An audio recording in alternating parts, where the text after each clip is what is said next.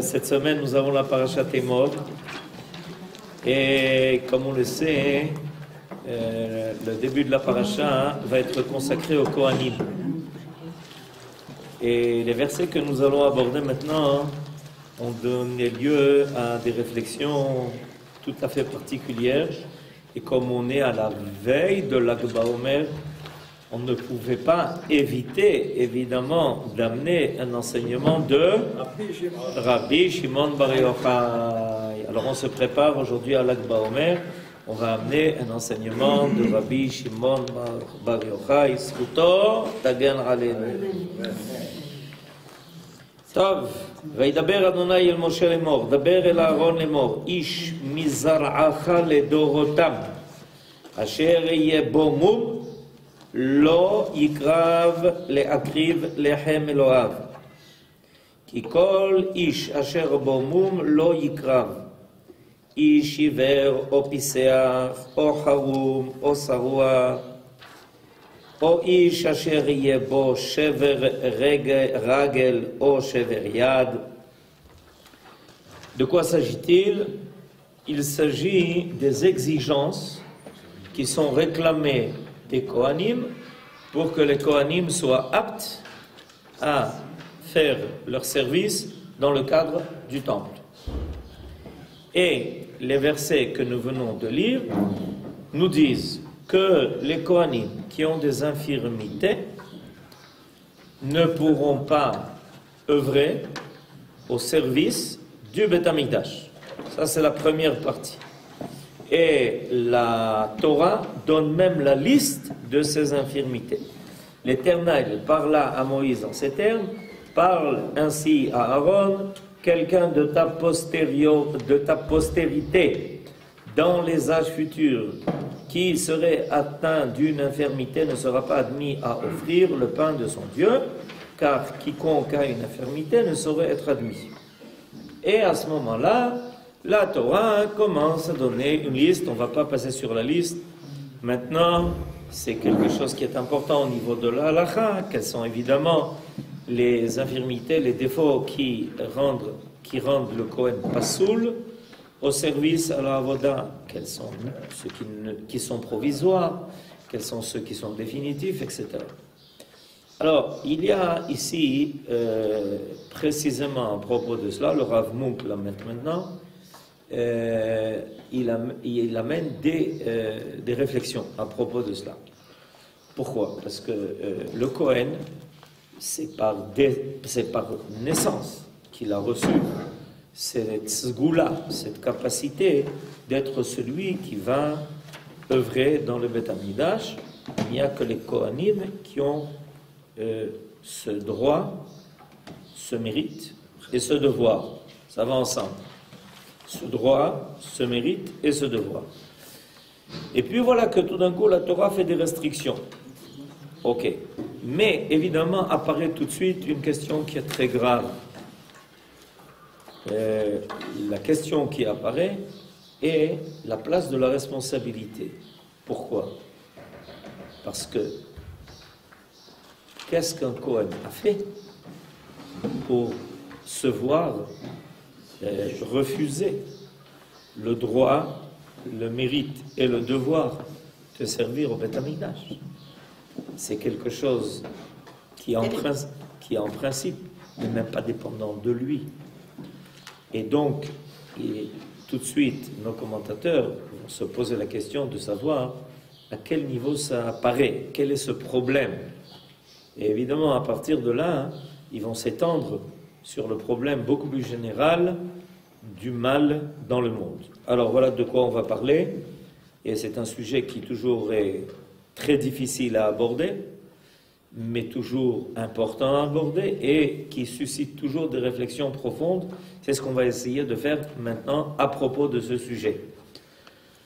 Alors, Nachmanide, Rabbi Moshe ben Nachman, il y a des explications d'ordre rationnel qui sont données. Lui avance, selon l'interprétation, que les défauts corporels rendent le Kohen impropre au service parce qu'ils sont le reflet de certaines défectuosité d'ordre moral. Ah, ok. Est-ce que c'est toujours le cas? Est-ce qu'on a une équation facile où il y a désordre d'ordre moral, hop, il y a une infirmité qui empêche le Kohen d'œuvrer? C'est une question importante. Cet avis est cité dans le Zohar au nom de Rabbi Yitzhak. Alors que Rabbi Shimon ben Yochai, voilà, on y est arrivé, donne à notre loi un éclairage tout à fait différent.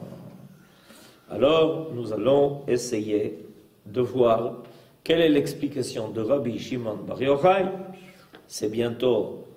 pour les Ashkenazim, en fait, il faut savoir, sachez que l'Ag BaOmer a commencé aujourd'hui. Ah oui, j'ai entendu ça. Pour les Ashkenazim, ils sont toujours en avance, les Ashkenazim.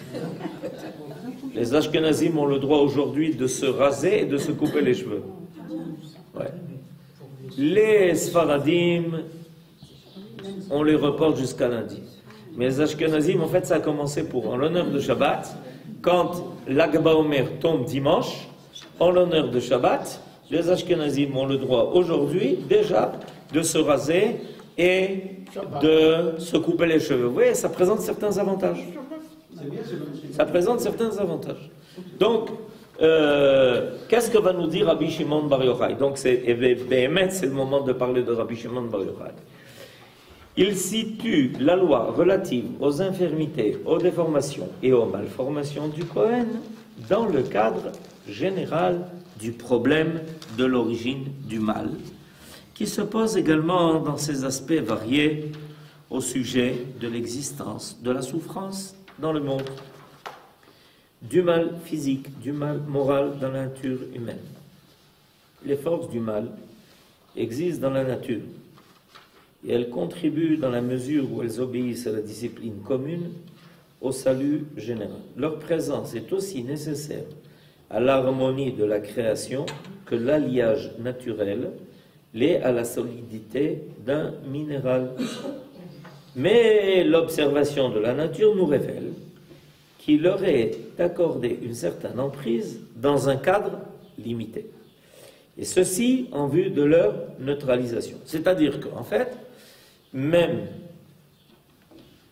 selon cette supposition qu'il y a dans la nature quelque chose qui est imparfait,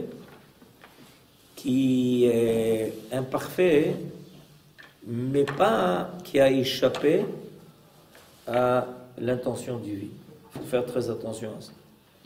Ce n'est pas une imperfection qui a échappé à l'intention divine.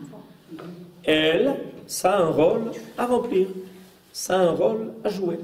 De la façon qu'il y a des microbes qui sont bénéfiques, même pour la santé de l'homme. On est d'accord? Seulement, ça doit être limité, évidemment.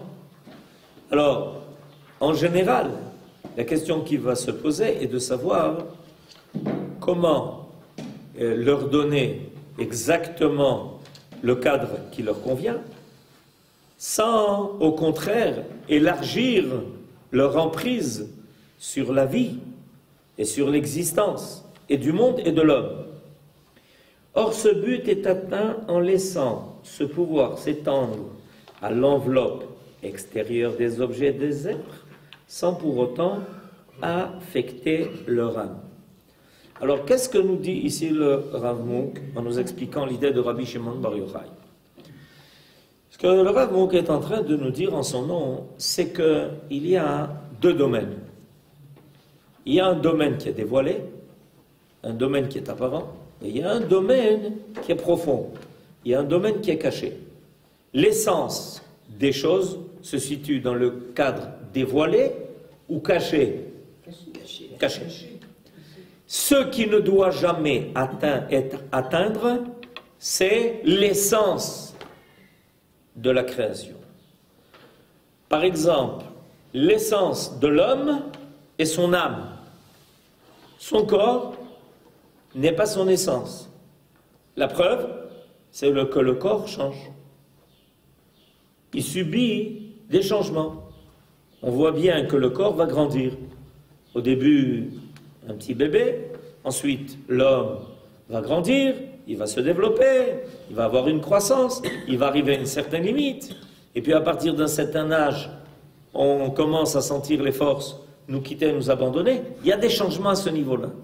Mais il y a quelque chose qui ne change jamais. L'essence. L'essence ne change jamais.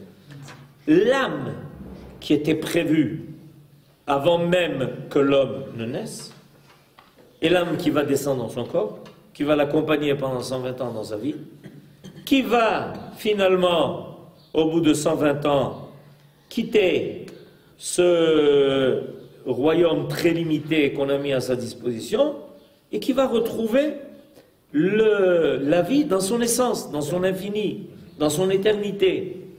Alors ça, c'est exactement ce qui doit signaler les limites des imperfections. Et comment ça se manifeste? Ça se manifeste au niveau des Kohanim. C'est ça qui est extraordinaire. On va découvrir que les Kohanim vont exactement révéler cette double dimension de l'existence de l'homme. Son côté essentiel et son côté qui est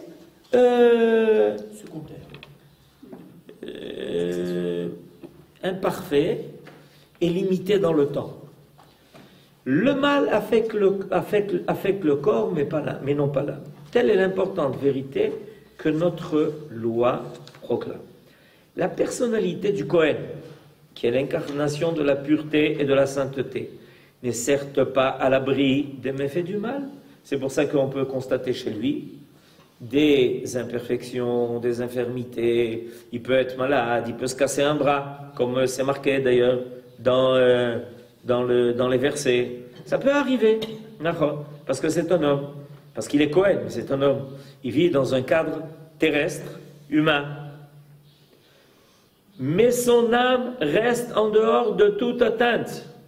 Et la Torah tient à le souligner formellement en déclarant que si le Kohen ne peut approcher de l'autel en raison de son infirmité, il doit néanmoins consommer le pain de son Dieu provenant des offrandes saintes et très saintes.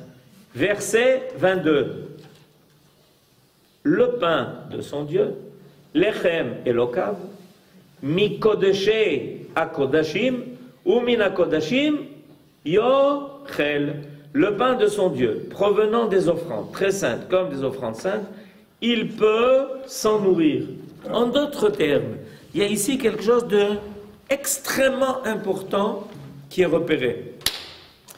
Est-ce qu'un Kohen qui ne peut pas œuvrer dans le cadre du Beth Amikdash, parce que on comprend qu'un Kohen, quand il apparaît et qu'il fait le service divin au Beth Amikdash, tout doit être parfait. Alors c'est pas normal de voir tout d'un coup un Kohen avec des défauts. Ça ne correspond pas à la perfection que l'on veut se voir révélée dans le cadre du temps. Mais est-ce qu'il a perdu sa condition de Kohen? Non. Réponse, non. Mais ça veut dire quoi qu'il n'a pas perdu sa condition de Kohen? Ça veut dire qu'il a exactement au niveau de l'essence, il y a quelque chose qui est resté intouchable. Et c'est pour ça que le Kohen, bien qu'il soit dans cette situation où il ne pourra pas où il ne pourra pas œuvrer dans le cadre du service du Beth Amikdash, il pourra néanmoins manger la trouma, les korbanot. Mais est-ce que quelqu'un qui n'est pas Kohen peut manger des korbanot?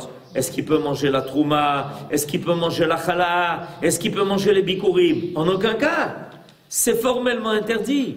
Si quelqu'un qui n'est pas Kohen ose le faire, il est passible de mita bidei shamaim. Alors, qu'est-ce qui est prouvé par cette loi extraordinaire?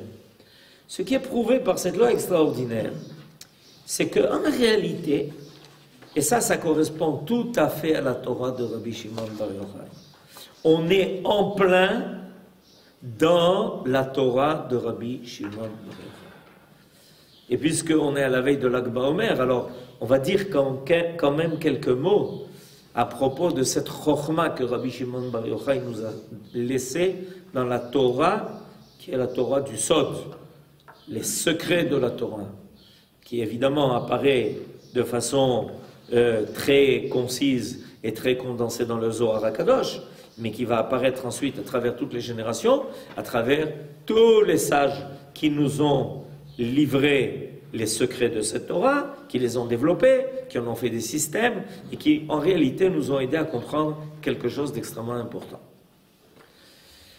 En réalité, nous dit Rabbi Shimon Bar Yochai, il faut s'habituer à voir les choses dans leur essence. L'essentiel de la compréhension du monde est dans l'essence du monde. Voilà la Torah de Rabbi Shimon Bar Yochai. Nous les hommes sommes dans un premier temps confrontés à un grave problème, c'est que notre connaissance du monde passe par nos sens. Et Rabbi Shimon Bar Yochai a demandé à ce qu'on s'occupe de l'essence des choses. Qu'on ne se trouve pas, qu'on ne soit pas bloqué par l'essence, mais qu'on en arrive à la connaissance de l'essence des choses. Et cela, c'est toute une éducation, c'est toute une approche, c'est toute une compréhension, c'est toute une connaissance. Tout ce que l'on connaît dans la Torah du Sod, c'est en réalité la structure de l'essence de l'univers, la structure de l'essence du monde, la structure de l'essence de la création, de ce qu'est l'homme. Et voilà que, ici, dans notre paracha, ce niveau-là est abordé. En nous disant, regarde, ce Kohen-là, Nachon, il ne peut pas maintenant offrir les sacrifices. Il ne peut pas œuvrer dans le cadre du Beth Amikdash. Dans le Beth Amikdash, il faut qu'il y ait une harmonie profonde entre ce qui est l'essence des choses et leur dévoiler. Pourquoi? Parce que le Beth Amikdash est la rencontre entre les cieux et la terre. Et viendra un temps où on verra réaliser ce qui est marqué dans le verset Ki me hashamayim ala haaretz. Viendra un temps où, comme ce que l'on voit aujourd'hui à l'horizon, que les cieux et la terre se touchent, se rejoignent, s'embrassent, viendra un temps où dans notre réalité, on le constatera, que les idéaux les plus élevés, les plus sublimes, apparaîtront dans notre réalité, dans notre quotidien. Aujourd'hui, il y a un fossé énorme qui sépare les idéaux sublimes de l'intention divine dans la création du monde de ce qui est réalisé sur terre. Il y a énormément de contingences, il y a énormément de limites, il y a énormément de difficultés à les faire apparaître. C'est notre travail. Ça, c'est Atafkid Shelach. Donc le Kohen qui a des défauts, des infirmités, il ne peut pas être là, parce que en réalité, ça n'apparaît pas encore chez lui. Alors on aurait pu penser que, Tav, Malaasot, il a perdu son statut de Kohen. Il n'est plus capable d'œuvrer dans le cas du Beth Amikdash, et il a perdu son statut de Kohen. Il n'a plus cette qualité de Kohen. Et là, voilà que tout d'un coup, la Torah nous dit non, le Kohen est resté un Kohen. Dans son essence, il est profondément Kohen. Il est tout ce que peut être un Kohen. Sinon, en aucun cas, il n'aurait pu consommer ce qui s'appelle Lechem Elokav. Traduction littérale, le pain de son Dieu. Le Kohen mange le pain de son Dieu. Ce n'est pas le pain que nous mangeons. Le pain que nous mangeons, c'est le pain que nous faisons sortir de la terre. Bien que dans la bracha, on remet les choses en place et on dit Amotzi lechem min haaretz. C'est lui qui fait sortir le pain de la terre. Mais au niveau du Kohen, il est marqué qu'il mange lechem elokav. Et ça, les défauts corporels, physiques, les limites qu'il a à son niveau naturel, n'atteignent pas son essence. Pourquoi c'est important de savoir ça? Parce que le peuple d'Israël tout entier est appelé Kohen. Ve'atem tiuli mamlechet kohanim ve'goy kadosh. C'est-à-dire que vis-à-vis de toutes les nations, le Ham Israël est le Kohen des nations. De la même façon que dans le cadre du peuple d'Israël, nous avons les Kohanim, c'est en réalité pour nous faire prendre conscience de notre niveau cosmologique. Au niveau cosmologique, le Ham Israël est Kohen vis-à-vis de toutes les nations. Et alors, avec le temps, on a vu ce Ham avec beaucoup de problèmes, avec beaucoup de défauts, avec beaucoup d'infirmités, à tel point que ceux qui ne voient les choses que de l'extérieur, comme Malchut et Sav, qui ensuite est devenu Malchut Roma, on dit voilà, Zéou Gamar, c'est fini, regardez de quoi ils ont l'air. Le juif errant, une feuille au vent, Zéou, ils ont perdu leur qualité. Et Rabbi Shimon Bar Yochai, il y a 2000 ans, a dit j'ai plus le choix. C'est le secret de Rabbi Shimon Bar Yochai, qui sont contenus dans le Zohar et dans toute la Torah Tassod. En réalité, c'est des choses qu'on a reçues au Sinaï. Ça fait partie de la loi orale. Ça n'a pas été inventé par Rabbi Shimon, que Dieu nous en préserve.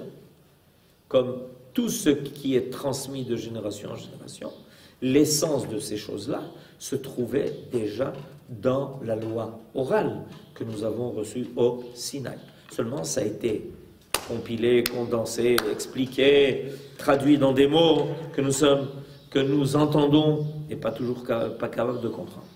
Rabbi Shimon Bar Yochai, qui se situe exactement à cette charnière des générations. Quelle charnière il se situe? C'est l'élève de Rabbi Akiva. Rabbi Akiva, selon une tradition, Rabbi Akiva, selon une traduction, est né le jour de la destruction du temple et il est mort 120 ans plus tard en tant Al-Kiddush Hashem et en tant qu'un des Asara ou Gamalchut. C'est-à-dire, on est la situation où précisément le Ham Israël, là, va devoir maintenant affronter 2000 ans d'exil jusqu'à la Géoula.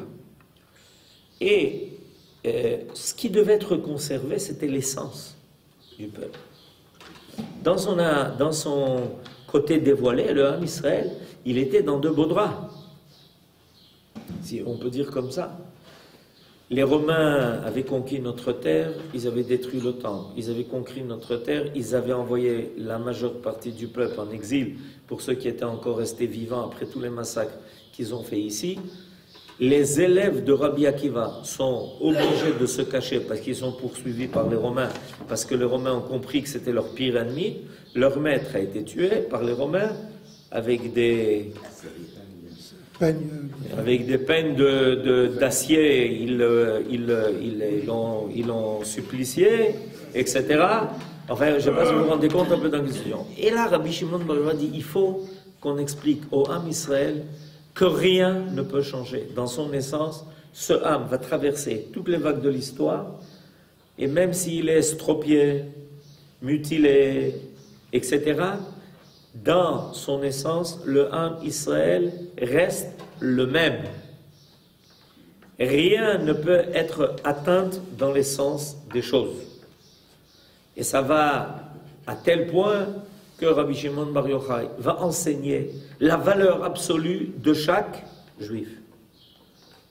Du fait même qu'il y a son appartenance à ce peuple, il appartient à cette matière spirituelle, si on peut dire comme ça, parce que matière spirituelle, ça semble se contredire, mais en réalité, il y a quelque chose de profond là-dedans. Il y a quelque chose qui ne bougera pas. Elokai, neshama shenatata bi teora. Zéou. Ça, c'est la Torah de Rabbi Shimon Bar Yochai. Et c'est important de le savoir, parce qu'au niveau collectif, c'est la Torah de la Géoula. Si l'essence n'est jamais atteinte, donc le peuple finira par retrouver ce qu'il était. Et au niveau de l'individu, et d'une certaine façon aussi au niveau de la collectivité, c'est l'idée de la tchouva, c'est-à-dire la possibilité de revenir au côté essentiel de ce que nous sommes. Cette prescription a en effet pour but d'élever la chair des animaux de sacrifice au niveau de la sainteté, grâce à quoi les offrandes trouvent leur expiation.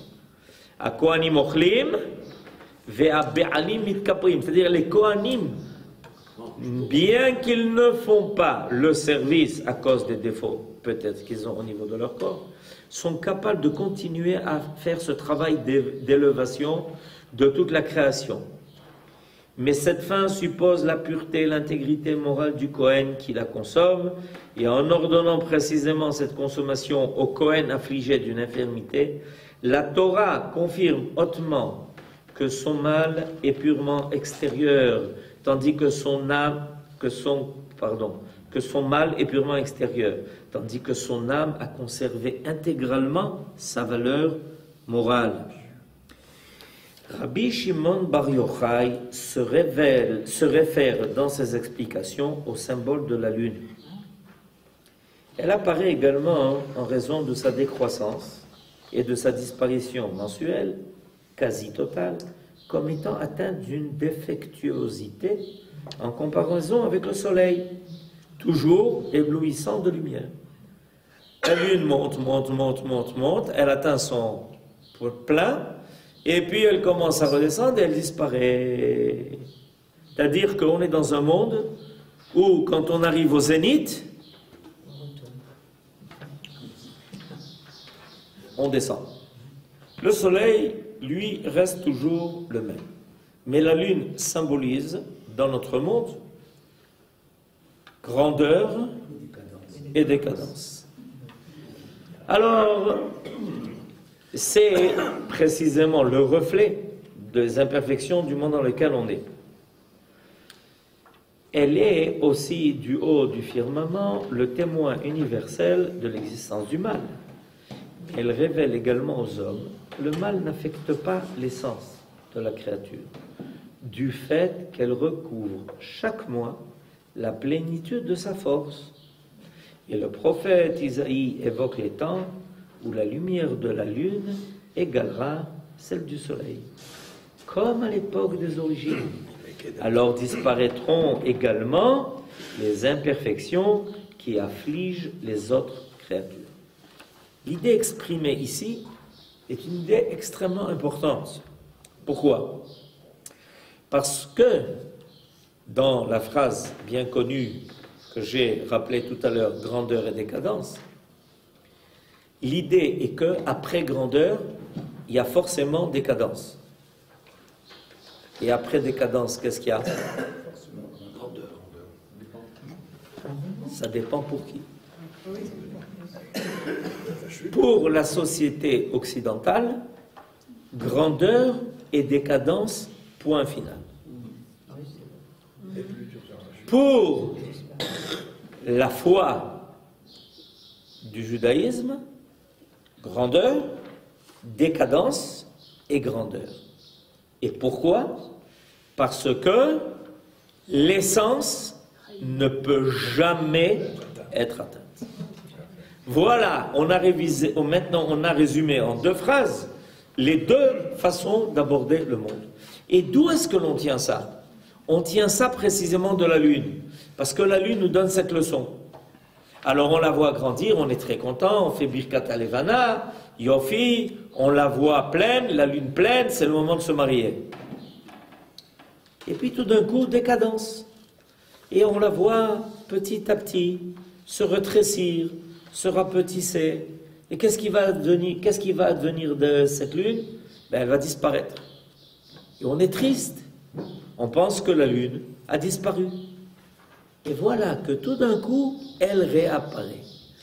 Ce cycle-là, auquel nous sommes tenus, Béné Israël, nous sommes tenus de précisément avoir ce cycle de la lune. C'est précisément pour nous insuffler cette émouna totale qu'il y a grandeur, grandit, décadence, ça descend, mais ensuite la lune reprend jusqu'à devenir pleine, et viendra un temps où elle restera pleine, et viendra un temps où elle rejoindra même la lumière du soleil. Seulement, elle aura un avantage sur la lumière du soleil, c'est qu'elle aura gagné cette lumière. Le soleil, il a eu depuis le départ. Il ne connaît pas les insuffisances. Par contre, la lune, elle a connu la possibilité de la faiblesse. Mais elle a l'avantage de la tchouva, de la possibilité de retrouver quelque chose de grand. Au départ, les deux êtres, ces deux astres-là, avaient été créés tous les deux grands. Mais la lune a connu des déboires, elle a été mise dans ce cycle-là de grandeur et décadence, où elle disparaît, mais elle a l'avantage, cet avantage de finalement retrouver sa grandeur et finalement de venir dire au soleil, tu vois, malgré tout ce que j'ai passé, en moi il y a une essence qui n'a jamais changé. Parce que quoi? Je retrouve la grandeur que j'ai connue au Maaseh Bereshit, tout à fait au début. J'ai connu la grandeur de Maaseh Bereshit.